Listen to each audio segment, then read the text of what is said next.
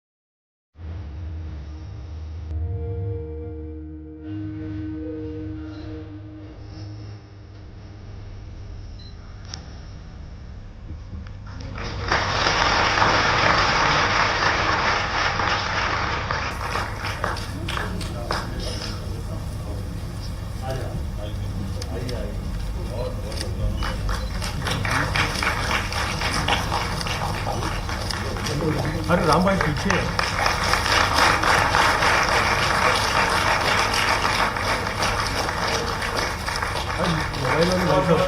हमारी खुशी और सभी साथी कलाकारों को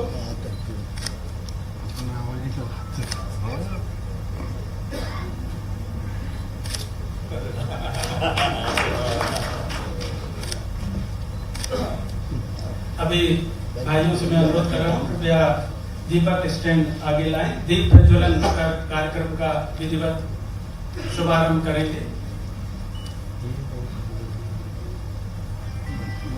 वैश्विक शिखर सम्मेलन 2024 आध्यात्मिकता द्वारा स्वस्थ एवं स्वच्छ समाज के लिए ये अभियान चलाया जा रहा है, संपूर्ण भारतवर्ष में नहीं विदेशों में भी, कि कैसे आध्यात्मिकता के द्वारा हम समाज को एक नई दिशा दे सकते हैं, जहां थोड़ा और सेंटर में नहीं, समाज में आपसी सहयोग, आपसी प्यार, आपसी समरसता बनी रहे।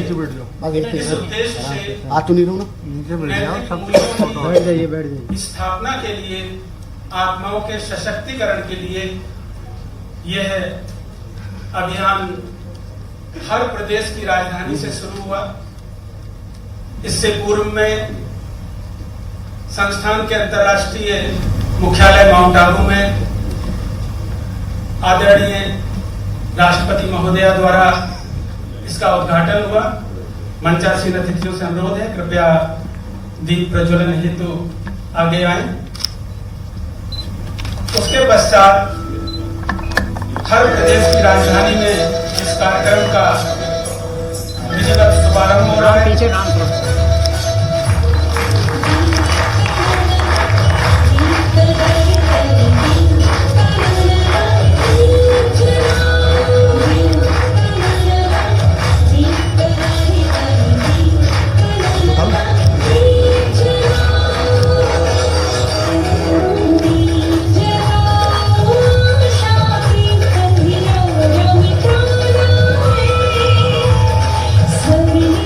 संस्कृति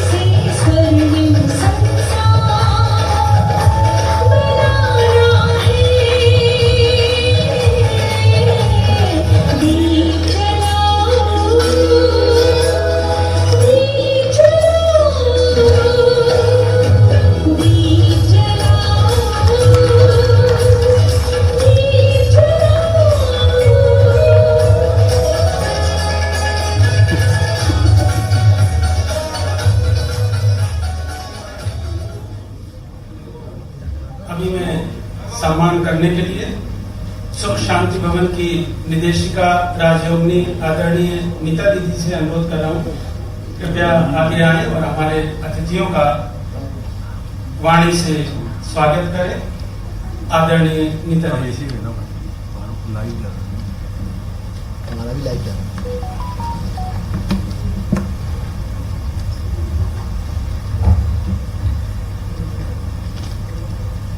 ओम शांति। सभी को मेरा प्रणाम। आज की इस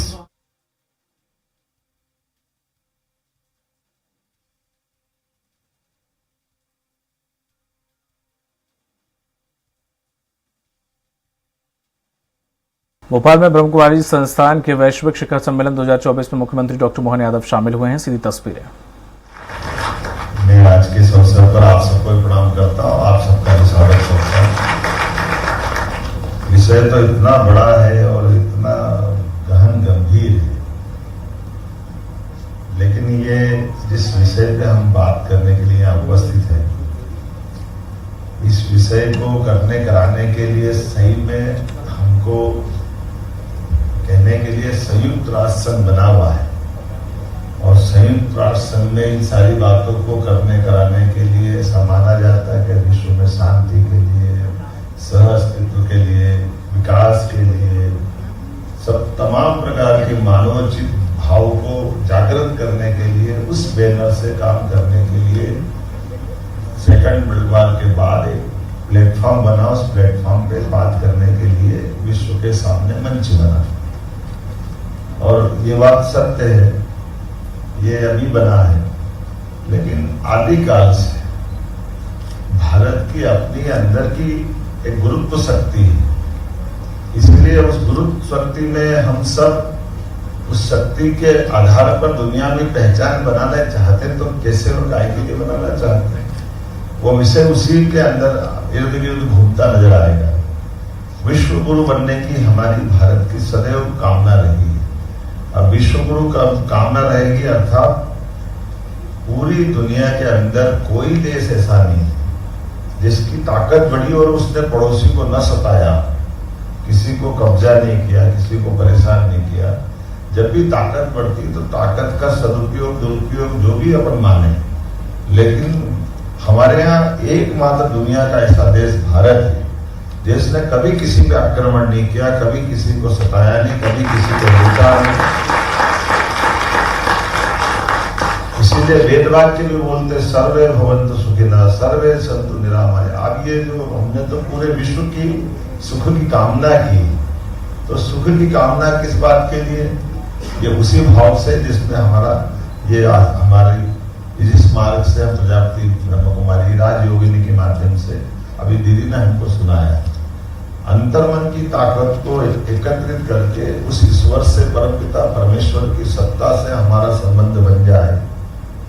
हमारी इस जीवन की सारी ध्येय तपस्या साधना अंततः हमारे शरीर के साथ आ रही और शरीर के साथ जाएगी, लेकिन शरीर जाएगा। शरीर ये मात्र चोला है। भगवान कृष्ण ने भी 5000 साल पहले गीता में यही कहा, और ये गीता में कहा ऐसा नहीं, हमारे तो आदिकाल से दर्शन ही ऐसा है। हम कभी गीता का अध्याय सुनते हैं, भगवान कृष्ण ने जो अर्जुन को पहला रूप दिखाया, उस रूप की कल्पना करो तो वो रूप उनका जो बताया गया अर्जुन के सामने, उस रूप में लाखों हजारों मुख है, हजारों लाखों मुख से ये सरासर जगत की सारी क्रियाएं देख रहे हैं, तो मूल रूप ही नहीं दिख रहा। अर्जुन की आंखें चौंधिया जाती, वो समझ नहीं पाता कि ये आपको मैंने विराट रूप दिखाने का बताया, बोला था कि आपने कहा मैं सूर्य से, चंद्र से, पृथ्वी से, इन सब से भी पहले रहा हूं, तो कहाँ रहे हो? आप तो ऐसा लग रहा अभी तो आप आए। तो उन्होंने कहा नहीं, मैं इनसे पहले हूं। तो उन्होंने कहा दिखाओ। तो विराट रूप दिखाना जब उन्होंने चालू किया, वो जो दिव्य भव्य रूप देखा वो भयावह लगा। अर्जुन ने फिर दोबारा हाथ जोड़ के कहा कि महाराज ये मैं नहीं देखना चाहता था, मुझे तो आप जो उसके अंदर दिखाओ, इस जो मानव शरीर।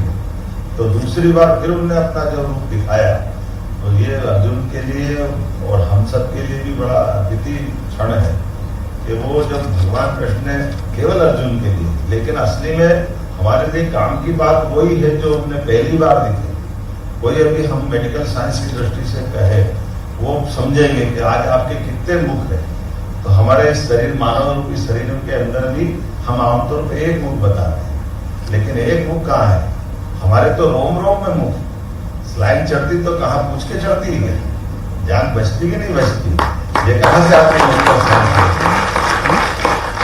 एक मुख हमारे माँ के गर्भ से होता है, जो गर्भनाल के माध्यम से बाद में हमारे जन्म होते ही उसको बंद करा देते हैं। इसलिए वो नस नाड़ी हमारे यहाँ, कभी हार्ट का ऑपरेशन होता है तो मेडिकल साइंस वाले तुरंत जान में से कहीं से नसी निकाल लेते हैं। अब आप कल्पना करो कि जिसमें नस नाड़ी में खून आता जाता हो, वो कैसे उसको काट सकते हैं? लेकिन वो वास्तव में जब शरीर उधर से बढ़ रहा था तो वो नस नाड़ियां वहां से बनी पड़ी, और जब हमारा जन्म हो गया तो उसका वो शरीर के साथ बढ़ती जा रही, लेकिन वो रिजर्व में है, वो रखी हुई है।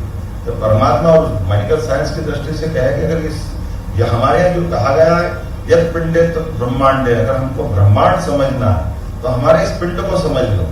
इस पिंड के अंदर की नस नाड़ियों की लंबाई की बात करें तो लंबाई में पूरे पृथ्वी पे 3 आटे लगा दो उसकी, इतनी नसें लंबी में इतनी है। तो अपने शरीर के अंदर की ये जो रहस्य है, इन रहस्यों के अंदर जाओ। अब तो मेडिकल साइंस भी कहता है डीएनए टेस्ट कराओ, और डीएनए बाल के अंदर भी डीएनए टेस्ट हो जाता है।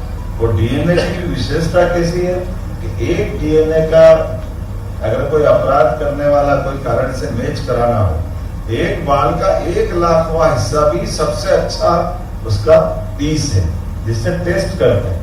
तो एक बाल, पहले तो बाल ही नहीं दिखता, बाल दिखे उसके भी 1,00,000वां हिस्सा, इन्हें उस छोटी सी छोटी रचना में भी ईश्वर ने डीएनए दिया। ये जो आपने कहा वही तो हो रहा है कि अभी हम इन सारी चीजों को समझते समझते वास्तव में अपने अंतर्मन की ताकत को समझे। तो ये दुनिया की उठापटक, दुनिया भर की, अब आप बताइए, हम सब देख रहे हैं पूरी दुनिया में हाहाकार मचा है। वो एक विचार के बलबूते में इकट्ठा होने वाला रसिया, जो कई अलग अलग राज्यों के लिए केवल रोटी, कपड़ा और मकान, जीवन के